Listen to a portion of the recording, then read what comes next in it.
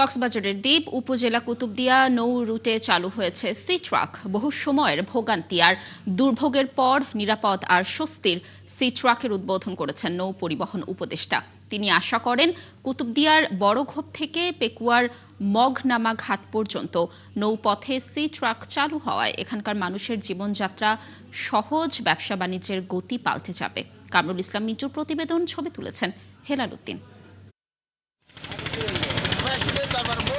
দ্বীপ উপজেলা কুতুবদিয়ার মানুষের দুর্ভোগের গল্পটা ছিল প্রতিদিনের। উত্তাল সাগরে ঝুঁকিপূর্ণ বোট, যাত্রী বোঝাই ট্রলার আর স্পিড বোটই ছিল কুতুবদিয়ার মানুষের একমাত্র ভরসা। রোগী নিয়ে মাঝ সমুদ্রে আটকে পড়া, শিক্ষার্থীদের পরীক্ষা মিস, কখনো আবার নৌযান ডুবির ঘটনায় শোকের ছায়া নামত পুরো দ্বীপ জুড়ে। এমন ঘটনা ঘটেছে, আমরা চেষ্টা করে রোগীকে বাঁচাইতে পারি না, যে আমরা নিয়ে যা প্রতিমধ্যে মারা যাই। ডেনিস বোট এবং স্পিড বোটের মাধ্যমে আমরা ঘাটটা পারাপার হইতাম। প্রতীক্ষার পর সেই ছবিটা বদলাতে শুরু করেছে। রবিবার দুপুরে পেকুয়ার মগনামা ঘাট থেকে কুতুবদিয়া পর্যন্ত প্রায় 5 কিলোমিটার নৌপথে চালু হলো সি ট্রাক এসটি ভাষা শহীদ জব্বার। এখন আর জীবন ঝুঁকি নিয়ে নয়, নিরাপদেই যাতায়াত করতে পারবেন দ্বীপবাসী। ডেনিসত উড়ো ফরার নামা পর হস্তর পাহাড় রুডের গিয়া ওদের এতখানো সমস্যা নিয়ে তার আল্লাহ সুবিধা বর্ষা মৌসুমে তো আবহাওয়া ঝুঁকিপূর্ণ ছিল, এখন তো ঝুঁকিপূর্ণ তো এটা থাকবে না। বেশি আরাম লাগে, বহুত আরাম লাগে। বিশেষ করে রোগী পরিবহন ও মালামাল আনা নেওয়াই বড় পরিবর্তন নিয়ে আসবে। এটা খুবই নিরাপদ, নারীদের জন্য, শিশুদের জন্য, বাচ্চাদের জন্য খুবই নিরাপদ হচ্ছে ওদের জন্য।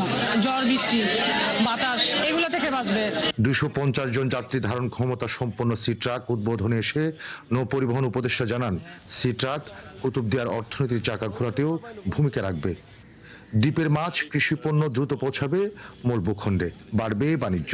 এটা একেবারে সমুদ্র মুখে, তো কাজে এইখানে এই ধরনের ফেরি চলতে পারে না। এগুলো হচ্ছে ছোট ছোট নদীর ফেরি, রিভারাইন ফেরি।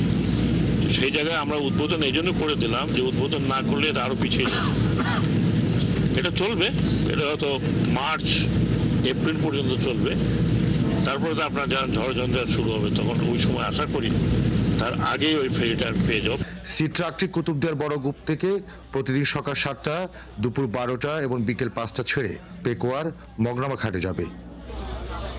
কামরুল ইসলাম মিন্টু, 71, কক্সবাজার।